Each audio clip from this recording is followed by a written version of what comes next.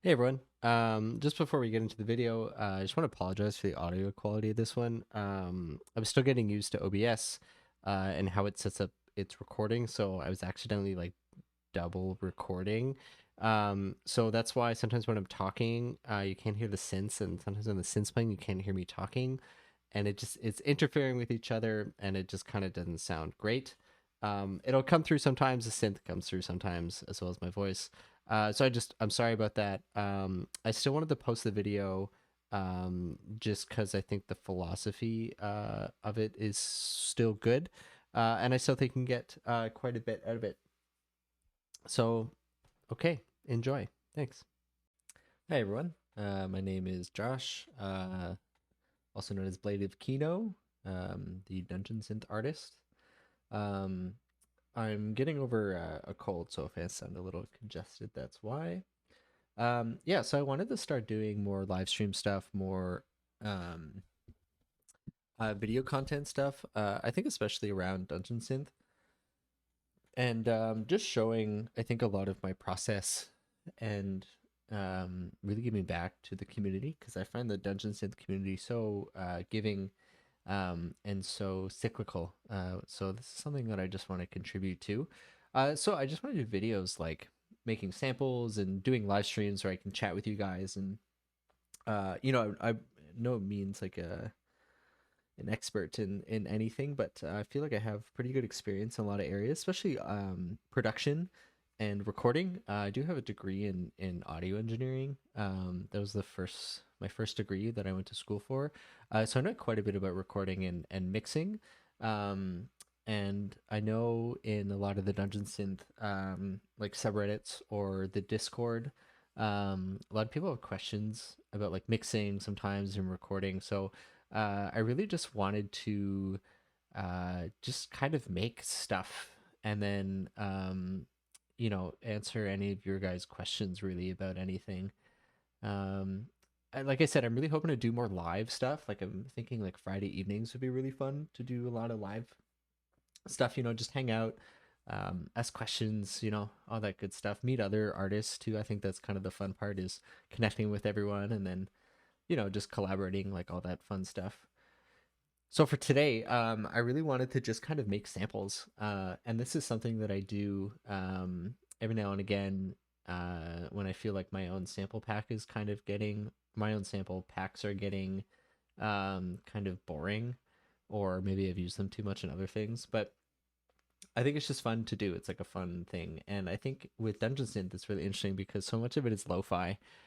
So there's lots of really fun ways to sort of degrade samples in a way and just make them more dungeon synthy, I guess.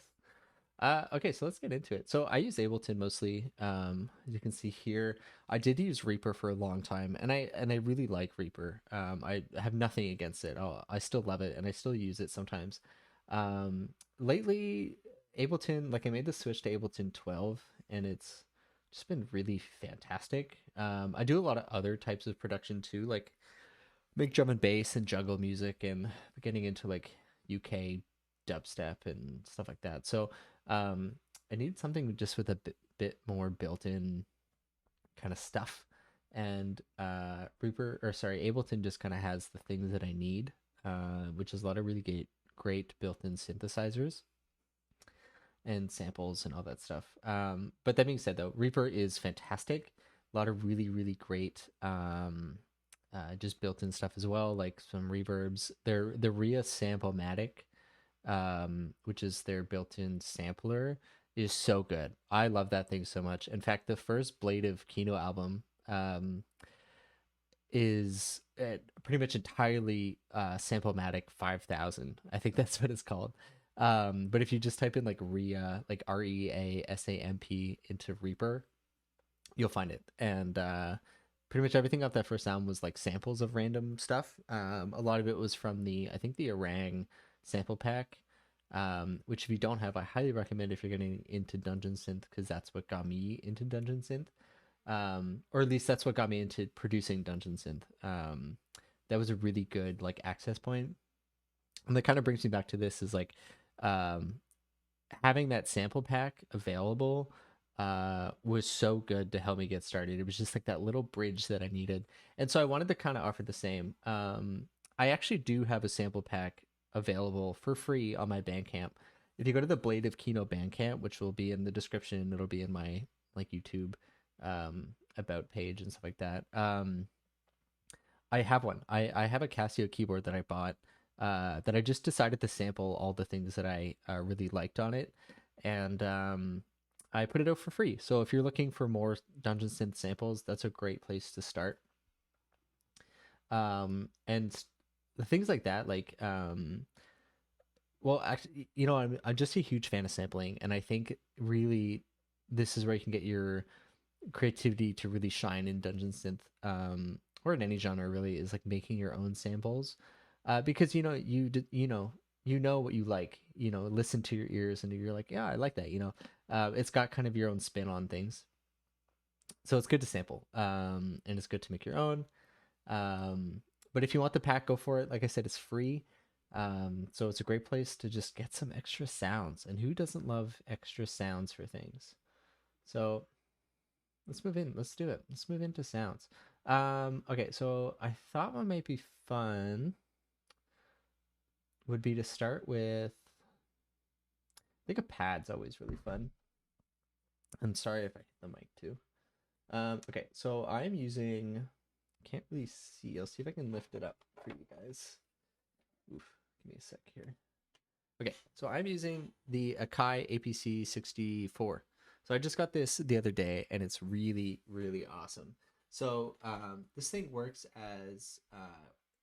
like directly with Ableton, but it also works as a keyboard. You can change it to something called note mode, and you play individual notes. So it's really good for like live performance stuff if you're ever thinking of doing live Dungeon Synth stuff, which I mean, yeah, do it. It's fun. Dress up. I think Texas Dungeon Siege just happened, and unfortunately, the Twitch live stream wasn't working for that, so I wasn't able to see anything, but it looked really cool. But it's like, yeah, it like kind of allows you to play more live stuff. To me, it just kind of gives me an extra little thing to play with, and to just kind of mess with ideas. So eventually, I'd like to get a camera pointed at that thing, but it's not the end of the world. Okay, so I think it'd be fun to start with a pad sound. So if you go here in a note mode, yeah, you can hear that. What's cool, yeah, we can start messing with things on here.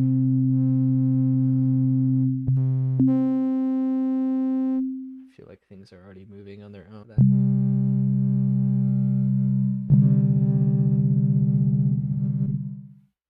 Okay, let's do that. Chord mode.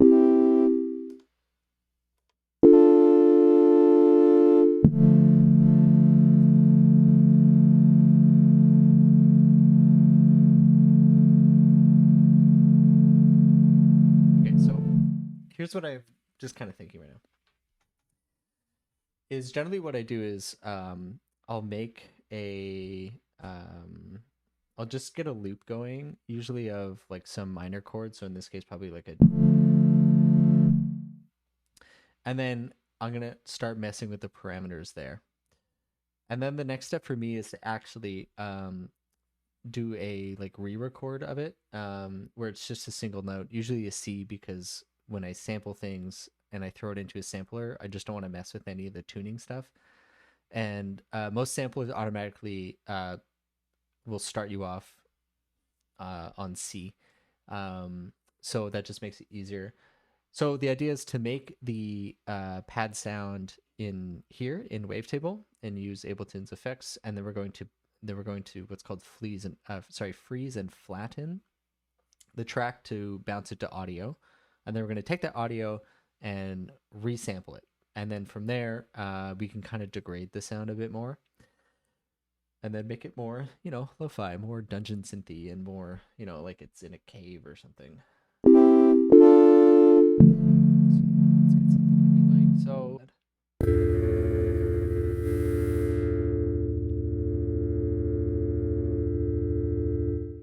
that much because of organ. A lot of these are sounding kind of Oh, so you like that a lot. A lot of them are sounding a little too like robotic for me. That sounds really nice to me.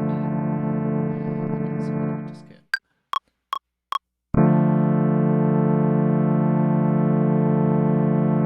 we'll do that.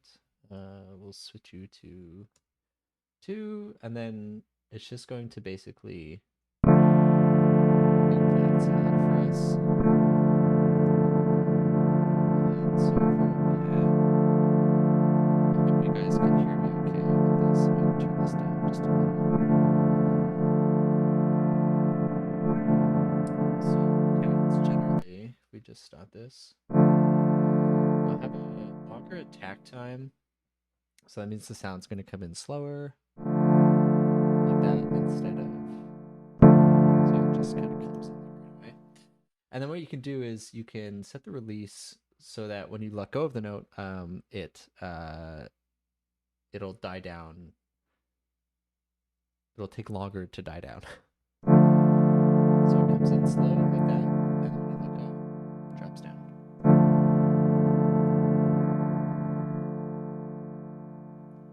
And that can be really nice because you can go like.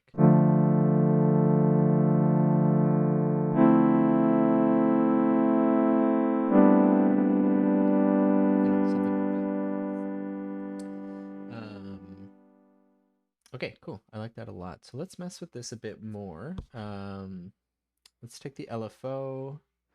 We're going to map the LFO. And if you don't know what an LFO is, it's called a low frequency oscillator. So basically that means it's a,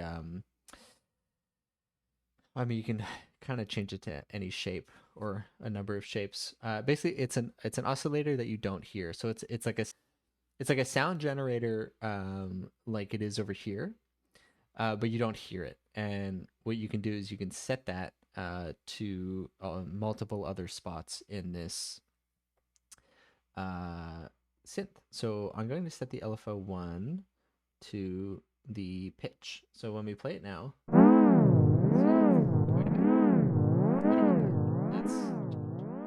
so I'm going to turn the amount way down. Maybe just like that.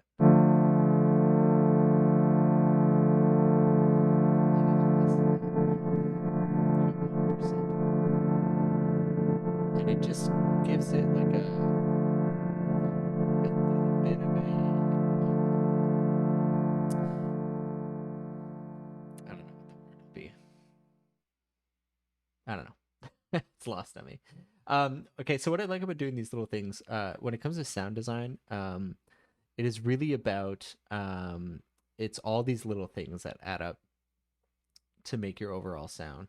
So I'm gonna also add this LFO to the filter frequency here. So we're gonna do the same thing, maybe like 2%.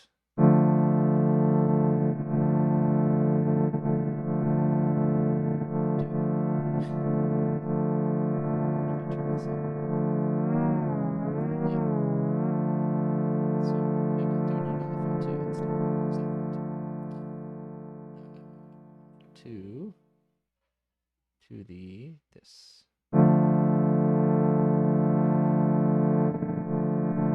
Same thing. Turn the amount way down.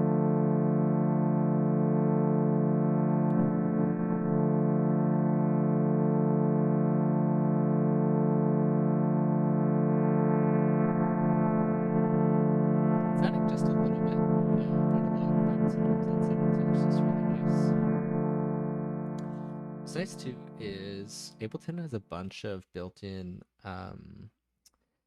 filters that are based off of different synthesizers. So I don't remember what some of these are, but they're definitely like Korg.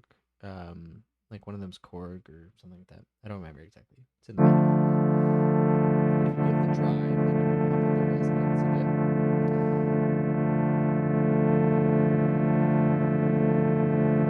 Yes. And I just bumped up the drive and a little bit of the resonance. And the resonance is this little bump here. And the drive is just like a little bit of gain.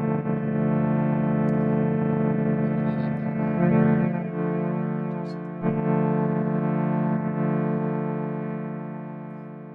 Alright, let's move on.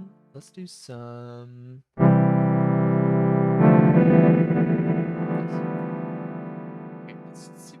see what that does. I'm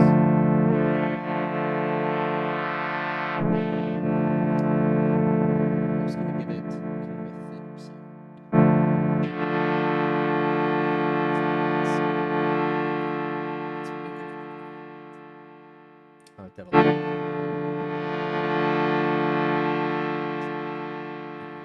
Oh, sorry if you guys can't hear me very well. I'm trying to keep it centered as possible here.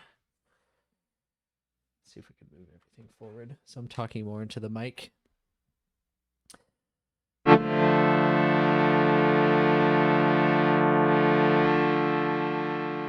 for this is generally I keep sounds kind of brighter.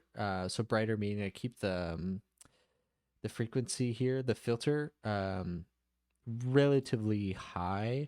In fact, when I record it, I'll probably record it with the filter almost all the way up. And the reason I do that is because I might want to change that later. Excuse me. Maybe when I'm doing like production or something like that. Sorry, not production. Maybe when I'm doing like the song structure, I'm like, oh, it'd be really good if the pad sound here like really opened up. For me, I want to have that really available to do. So generally I keep it a bit brighter. I do the same thing when I record guitars, actually, because I record a lot of metal guitars. Sometimes it's good to record really bright, and then so you can dim later if you need it. It's better to have it, not need it, than not have it and need it. So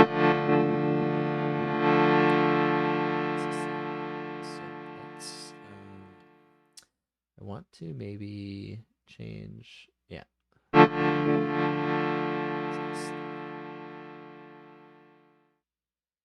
Whatever this is called, I forget what it's called. Oscillator 1 position. So let's add alpha 2.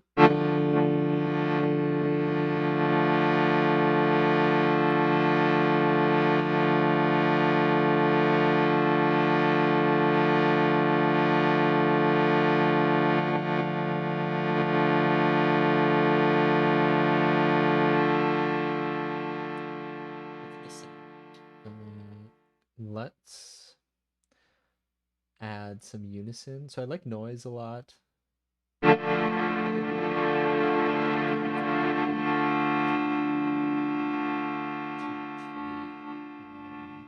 Maybe too much for this pad.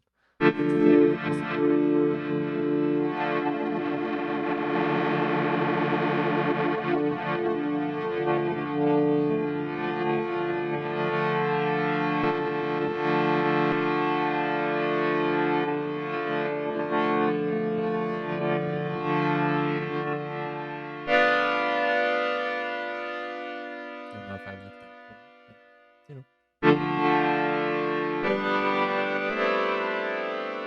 I have the chord mode set up, I think, in like the major key. So we could do something like Phrygian, I think. Like Phrygian might sound cool. If you're kind of new to like music theory, I really recommend learning scales. And I know you've probably heard that a million times, but it's true. I think, learn your major scale, learn your minor scale, and then learn some others. I use Phrygian all the time. I think, if you listen to a lot of metal, you've heard Phrygian. Like Phrygian is like the metal sound a lot of times. Same with like harmonic minor and all that stuff. So bear with me a second while I find Phrygian. There it is. So we go.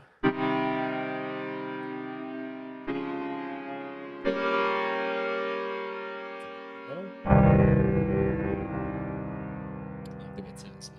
Okay, cool. So I like this, the way it's sounding. So let's move it into the sample part. So what I'm going to do is I'm going to get rid of the top notes, and I'm just going to move this down to C, and I'm going to set this as 8 bars. I'm going to take you. We're just going to make sure that you're 8 bars. So if we just listen.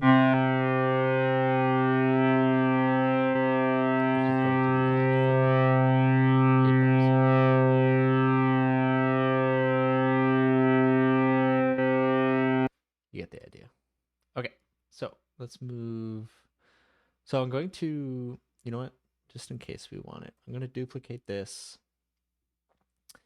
We're going to use this one. So let's freeze and flatten this track. So what that's going to do is it's going to take this and turn it into a waveform for us. So we just do this. We get this guy to stop playing. Stop. There we go.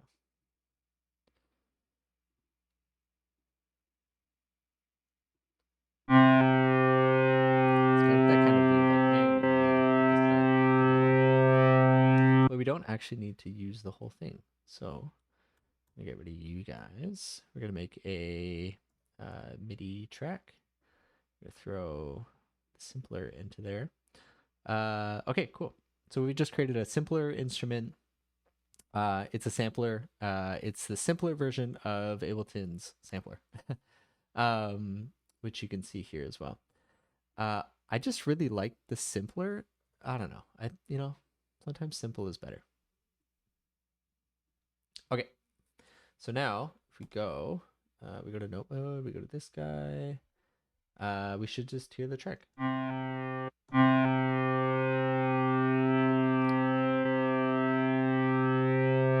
Sounds right to me. So maybe I don't want it to start there. Maybe I want it to start there. You can see the volume is low. We can turn it off a bit. Yeah. So keep in mind too, like your own style and what you want to do, right? I really like a lot of like droney kind of dungeon synth. I mean, I like all kinds, but I tend to like ambient and drone quite a bit. So that's kind of what I go for a lot of times. Also, sorry, I may have gone a little too fast there on the simpler. So what I'm doing is I'm changing the start time. So right now it starts directly at the start, and I don't like that sound that it does. Don't know why it does that, but we're gonna get rid of it. So I'm just gonna change the start time. I'm just gonna push it ahead, and then it's gonna start there instead. Now what I also want to do is put the attack up a bit. So down here, it's the same thing that we saw before, where if you put the attack up, it's going to make the sound come in slower. No, it's only like.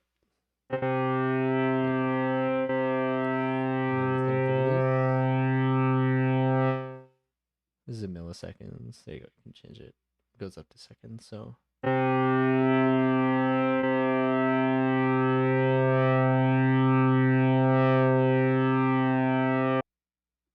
Here.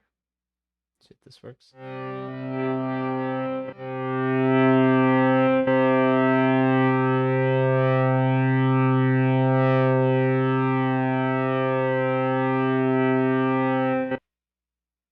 This thing. So let's see how this works. Okay, so lately I've been really into the hybrid reverb that Ableton has. I really like this reverb too, the main one. You can do a lot of great stuff with this. By all means, don't sleep on any of these. They're all great. All Ableton built-in stuff is like really worth diving into. It's just all good, basically. Okay, so we're gonna do. Okay, so you can choose the convolution type, the convolution impulse response.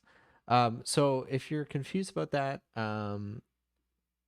that's okay. Basically, think the convolution stuff is really interesting because basically you can go into a space like a church, for example, and you can capture the reverb of the church using microphones and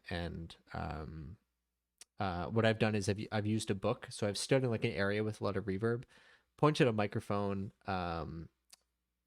the opposite way of whatever noise I'm going to make. Usually I grab a big book and then I like slam it closed so it creates like this snapping sound.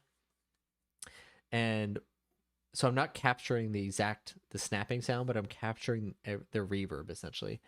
So what you can do is you can record that and take that sample that you've made and throw it into a convolution impulse response reverb, and now you have the sound of that church. It's a little bit more complicated than that. There's a lot of recording stuff you can do, but that's generally the idea. So let's do bigger spaces. So basically, I'm just choosing a reverb type. This is kind of by category. So bigger spaces, and then we've got stuff like Arena Hall. Crusade sounds cool. What does that sound like?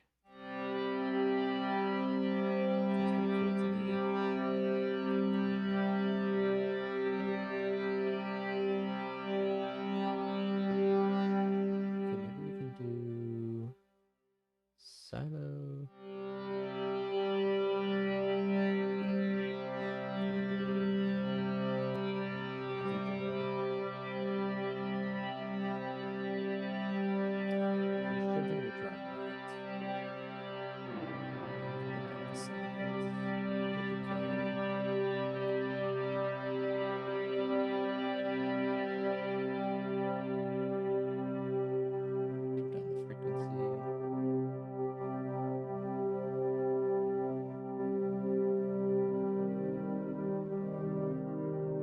Sounds pretty nice.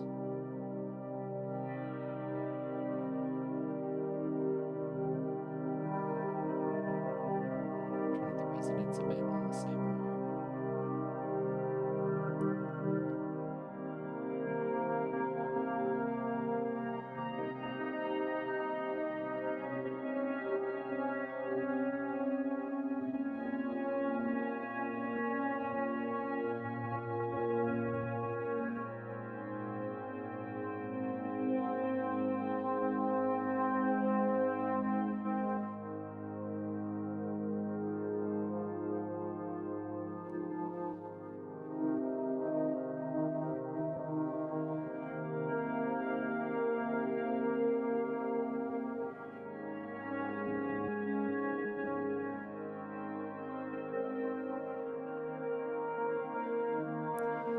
It sounded pretty good to me, I think.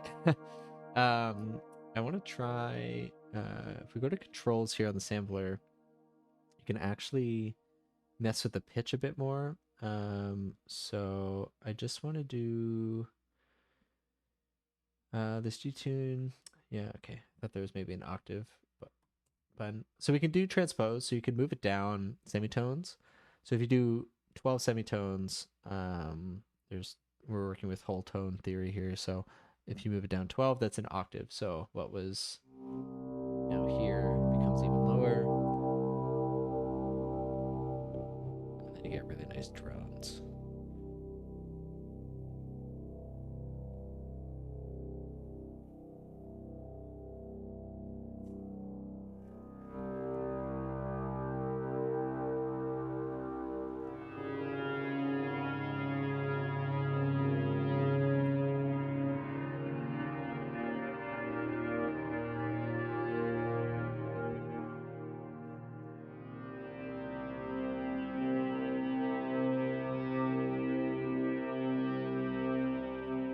Really like the way that sounds right now.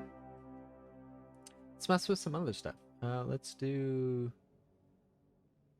This can create a lot of noise, I think, in the reverb, but that's what my experiments have shown. So let's see what happens. Oh yeah. Extreme sounds kind of extreme, but a little too digital for me.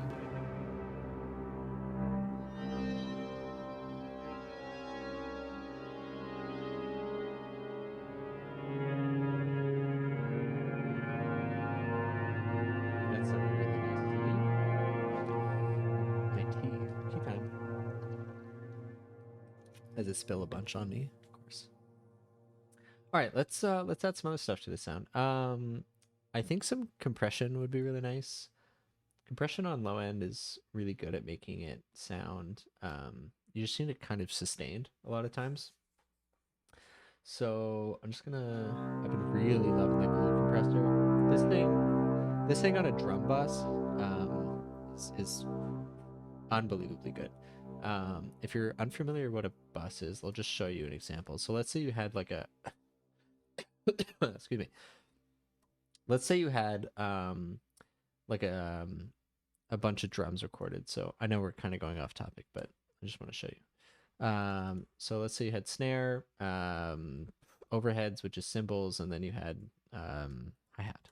What you could do is you could put them all together, say in a group, and this is my drum group, and all my now instead of everything like they're all going to sum to this channel essentially. So all the sounds going through here now go through here in a stereo channel.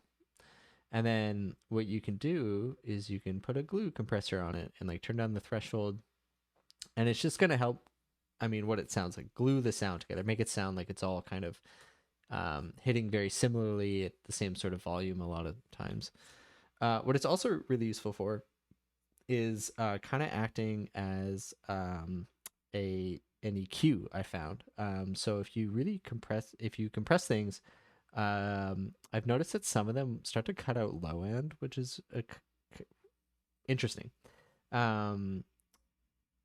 But it also really helps you sustain your low end. So when you have really drony, bassy kind of stuff, especially if you're working with like big pads, you really want them. Well, because the design of pads and drones can be quite dynamic. Like pads can be really big and kind of have all these like shifting and changing sounds all the time. You kind of want to control them a bit because your mix can get out of hand. And the way I tend to work and my philosophy really is I mix as I go. And I try not to overmix, but really I'm like kind of setting levels, like volume levels as I go. I'm putting EQs and compression on pretty much everything as I go along. And it's just going to help me when I get to the end point of the song where the structure's done, all the pieces are there. And all I really have left to do is mix and master. My mix is already pretty much there because I've been kind of doing it as I go. And my master, I don't do a whole lot of mastering. I do my own mastering, but I tend to do most of it like pre-master, if that makes sense. That's just kind of how I tend to work. I find if I wait too long and I like depend on the mastering to like make the song sound good, I'm lost. I'm lost in the sauce. Volumes are gonna get screwed up. It's just not good. Anyway, let's get back to it. What we're gonna do is we're gonna take the sound. This great, great drum that we made. We're just gonna compress it. So I'm gonna turn down the threshold. I see that needle moving. Compress it, maybe. Let's over compress it. See what happens. It sounds kind of dim. Let's do like 5 dB.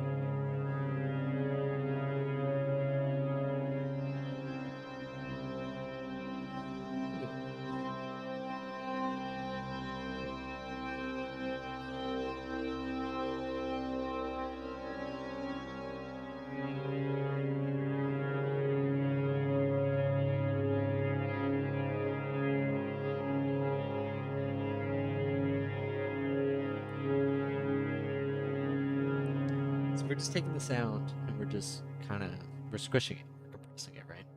And we're just kind of making it a bit more even, which can just help with dynamics. I'm really sorry, I keep hitting the microphone here. I'm sorry if that's annoying. And this will help just keep everything even and less less jumping around in the mix, I guess, with the sound. You're going to be able to have other sounds that you bring in fit in their spot more because like I said, things are under control, right? So there's less things jumping around everywhere. So that's kind of my philosophy for it. Like that.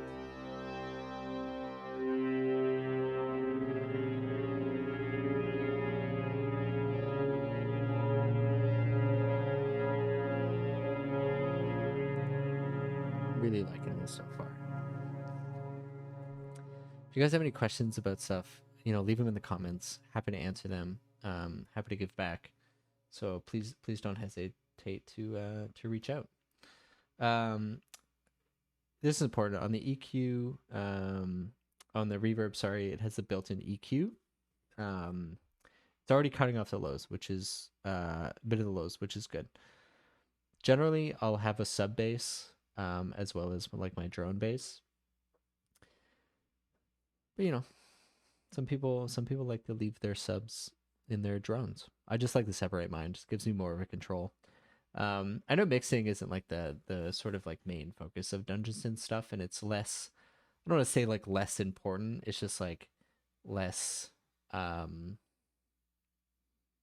don't know, less there. I guess less people don't care about it as much, which is good actually. I think that's actually quite a positive, and that's what helped me actually when I started when I was coming out with the first album because like I said, I come from an audio engineering background plus a metal background and like a technical metal background. So it's like everything you're doing is at like the highest level. Like your your playing is like the best you're trying to be. Your producing is like it's got to be like top notch. Your mixing's got to be top. Like everything had to be like the best it could possibly be. And it was like I got so burnt out on that stuff, and that was so nice about Dungeon Synth because I could release something, and I liked the way that I mixed the record, and I liked the way that it sounded. But it didn't need to be, I think like to that level. Like I could have ran it through like a mono tape recorder and people would have been like, hell yeah, this sounds sick. And it does sound sick. So make Dungeon Synth so cool. It's like the sort of like nostalgia that you get from it, with it's sort of like more lo-fi stuff. So speaking of lo-fi, I think we should move into maybe making this a bit more lo-fi. This sounds good. This sounds quite cinematic, but maybe a little too like high fidelity for some people. So let's see what we can do to make it less fancy. Let's make it less fancy. Um, we're just gonna experiment, I think, from here on out. I want to try a couple things. I want to try a BOD, which is a third-party plugin that I have, based off of forget what it's called, but it's modeled after a very famous bass distortion, which is sick. If you can ever get your hands on the actual model of this thing, which I can't remember the name of, do it. They're really cool. Let's try a bunch of cabinets actually. Let's try a cabinet. I'm gonna turn these on and off, and we're gonna see what they sound like. So that yeah, this is like a cabinet modeler, so like an amp cabinet modeler. What else do we have here? Yeah, running through like pedals and cabs are fun because it'll shape the sound for you. Vocoder, MIDI effects. What do I got max for live? Okay, let's do Kramer, and I think we'll start there. Okay, so let's see what this sounds like with this.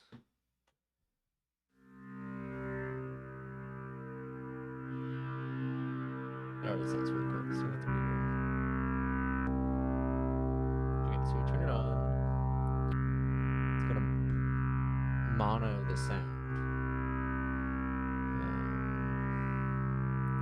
Stereo. Okay, we put it to stereo.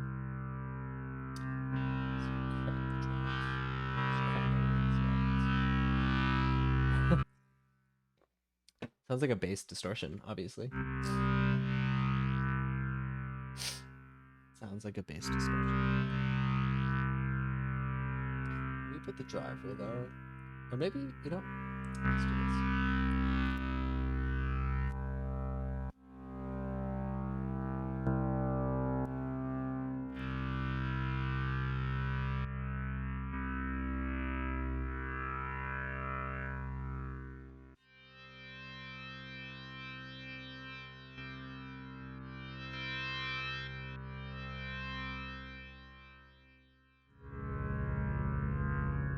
Don't know if I like the sound of it that much.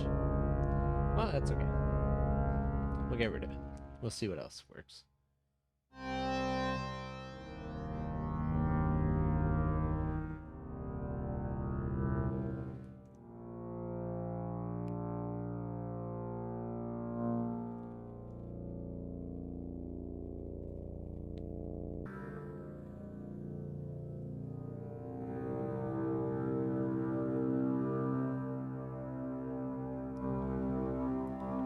notice much of a difference with the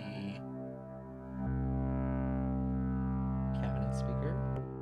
A little bit.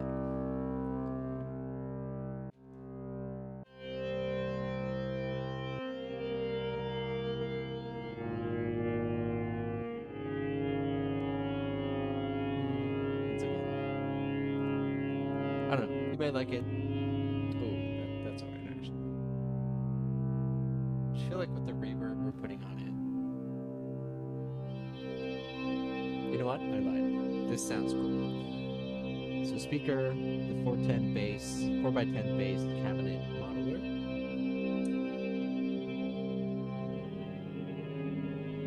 Yeah, it just kind of gives it to me like a little bit of a digital kind of distortion, which makes it sound like can make it sound a bit cheaper, which I think can work well sometimes. So I like that a lot.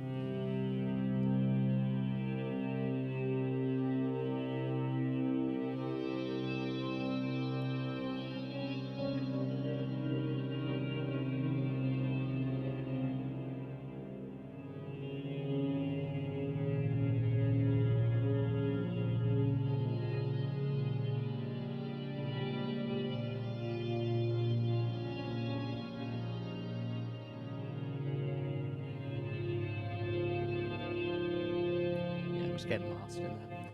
All right, let's I'm gonna put on this Kramer tape, master tape. I really like this thing. I got it from Waves. You don't have to get this, but it's got this really nice saturation built into it. So let's A and B this. So you can load like a preset, like sometimes the mastering ones are good. You can just crank that. And I find if you really push the recording level and the playback level, you can push it into the red essentially. And what that's going to do is it's going to give it like a bit of distortion.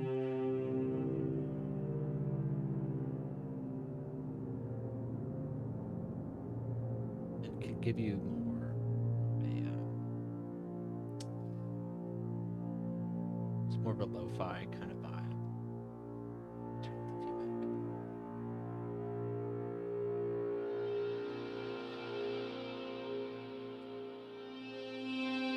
Turn up the feedback. Pardon the feedback stuff too.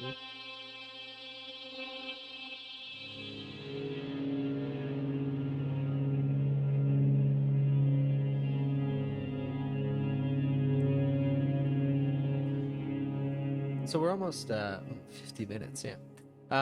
Yeah, so we're almost done, I'd say. I hope this was helpful. I just wanted to kind of show you my process for things and you know, just kind of yeah, I mean I'm repeating myself. I just wanted to show you my process and really just hopefully give you some like tips on stuff and kind of how I do things. I know we just did like a drone pad, but I mean, it's pretty simple. I just have a few extra steps that I always do, so it's like, kind of interesting sounds that move on their own, and then um I resample them to kind of give it more of like a old school kind of vibe, and I pitch that down to give it even more of an old school vibe. Delays, uh, reverbs, little tweaks here and there, like throwing it into a cabinet speaker. Like these are all like little things that you do for the sound design that like will change the overall sound. Because what we had started with originally sounds nothing like this, and this is hopefully inspiring to you. To make your own samples. I think that's really important. Finding your own voice as a musician, and to just I don't know, just start. Like don't be afraid of it.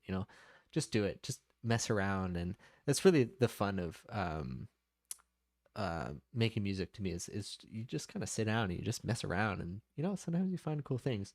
Uh, but I like to start with pads and drones because I find they can really set the tone for the track that I'm writing, and especially when I'm writing Dungeon Synth, I find the music so visual that I need to kind of start with something that already gives me like a you know uh, like an image of something, like I'm just picturing like I don't know, like an adventurer standing in front of like a cave that he's about to go into, like your classic like D&D kind of stuff, So with this, this kind of gives me that,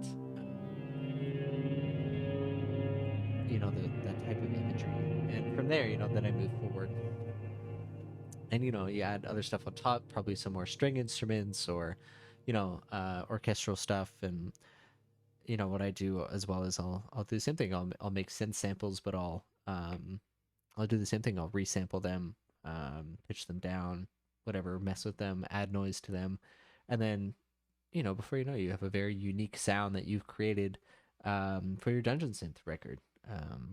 So yeah, I think that's it. Like I said, comment below if you have any questions about anything.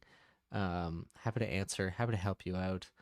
I'm gonna try and do live streams on like Friday evenings, so come hang out, come chat. Send me your stuff. You got projects you're doing? Send it my way. I love listening to a bunch of Dungeon Synth. Who doesn't? That's why we're all here, because we love it. So let's do it. Let's make stuff. It'll be fun. Okay. Goodbye.